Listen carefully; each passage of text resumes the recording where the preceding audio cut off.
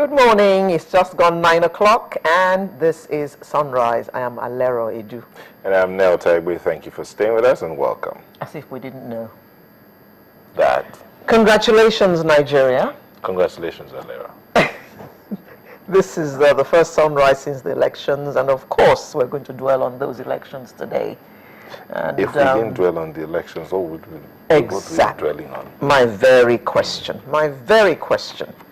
And I would like to underline the master stroke by the president. President Goodluck Jonathan just doused all the tension by making that one phone call at 5:15 p.m. Some people were talking yesterday and said that they are sure he did not tell anybody before he made that phone call. It was just his decision, and he made it, and he wrote his name in the history books. Not just wrote his name, he wrote his name in gold. Yes, indeed. In gold. Yes, indeed. And, that phone call, copies of which are making the rounds right now. No, how do these things come out? It lasts more than 30 seconds. No, Aleo, how did that phone call, the recording, how did it come out of the presidential villa? I saw in one of today's papers that they're investigating how it got out. I think everybody has received a copy of that conversation. How did it get out? It's amazing. Nigerians can be ingenious. This is about Nigerians being ingenious. It's about the mole within the presidential villa. I'm serious. How a phone call between the president and the president, like a very short one. I actually listened to it. It's less than 30 seconds. It's less than a minute. Well, okay. But how did he get out? How very clear. It's not as if it wasn't studio work. So you hear the ambience, you hear the laughter, you hear the hold on, sir. And you cannot say it's not them. No, you can't. The voices are distinctly theirs. When I heard it, I was like, whoa. What is going on? Well, obviously, what I concluded after all that happened is that Nigerians indeed clamored for change, and they voted for change. No, it was a good one. And now, APC, at the center, you have your work cut out. You have your... You're so tickled, Nilta. No, you see, a friend of mine will be watching. He's a member of the APC. So he calls me, and I said, oh, so congratulations, you won. He said, you should have called me. You shouldn't wait for me to call you. I said, okay, sorry I didn't call you. I've been busy. Okay. He said, okay, that yes, indeed, they've won. That Nigerians have spoken. I said, yes, Nigerians have spoken. They've made a choice. But now you will have to follow through on your promise. I was like, you would have to hold us. I said, what did you say? No, you would have to help us to follow. I said, I will have to help you. How? You made a promise to Nigerians, and now you're saying Nigerians will have to help you? Come on. If you say, I'm going to give you this, and now when you come in, you'd better start giving it. Better. What's your friend's name? His name is Ayo. Good. Ayo, I'm sure you're watching us right now. Expectations are very high. Indeed. Expectations are high. But you know what, yesterday on Nigeria, the election studio yesterday, we continued yesterday, and we're going on till the next election. We had this publicity secretary of the All Progressives Congress. So, in the course of the conversation, I asked him a question. Are you afraid?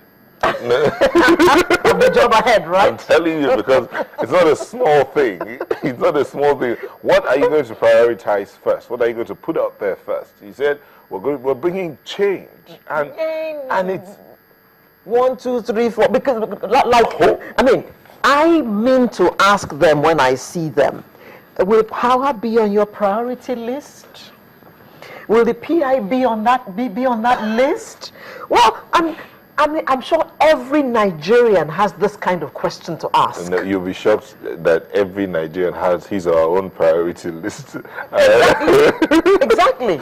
And they're going to put this to you. These are the issues we want you to deal with ASAP.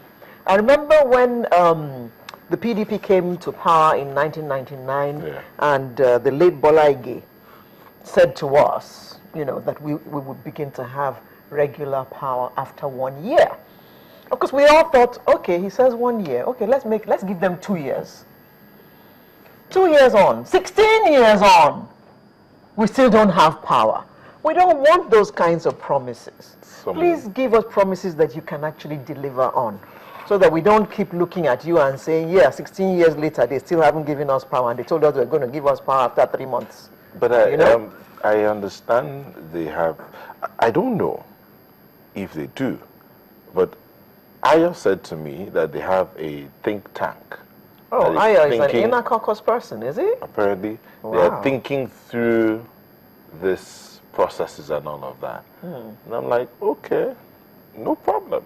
But it's not about the thinking. I think the citizens are done with you thinking.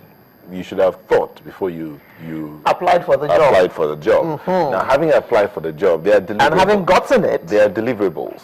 Those deliverables will determine whether you're promoted or whether you're getting a salary increase.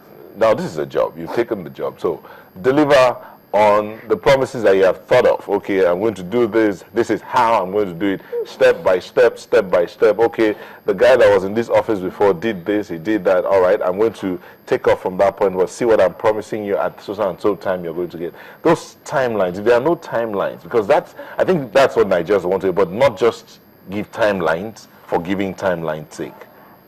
Evident. You better make sure that Nigerians are really sick and tired of promises unfulfilled.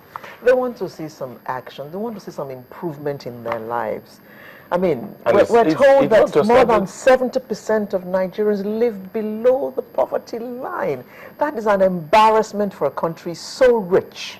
But the entire expectations of Nigerians are not just tied to the center. They trickle down.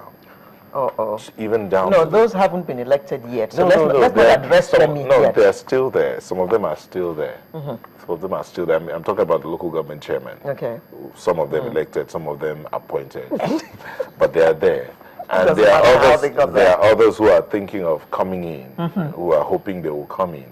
So let them be warned. Be warned that there are expectations, and they have to be met, because it just has to be. I mean, that's the primary responsibility of government. And government is at all levels, local government, state, and coming up to the center. But most times, everybody just goes up to the center. For everything down there, it has to go up to the center. It's the way our democracy is, and I wish they would just diverse that power. Don't worry. According to Haji Lai Mohammed, we have defined democracy. Now, Nigerians have defined democracy.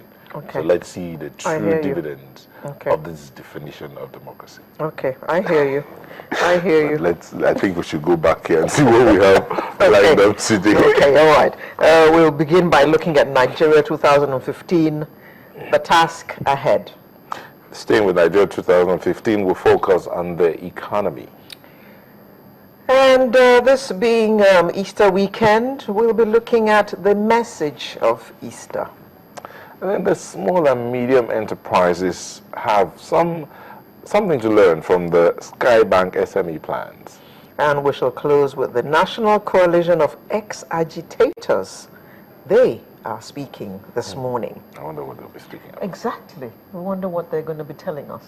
Well, you'll have to stay tuned to find out what they have to tell us this morning. So that's our lineup. Just quickly grab your cup of coffee or whatever it is that you prefer.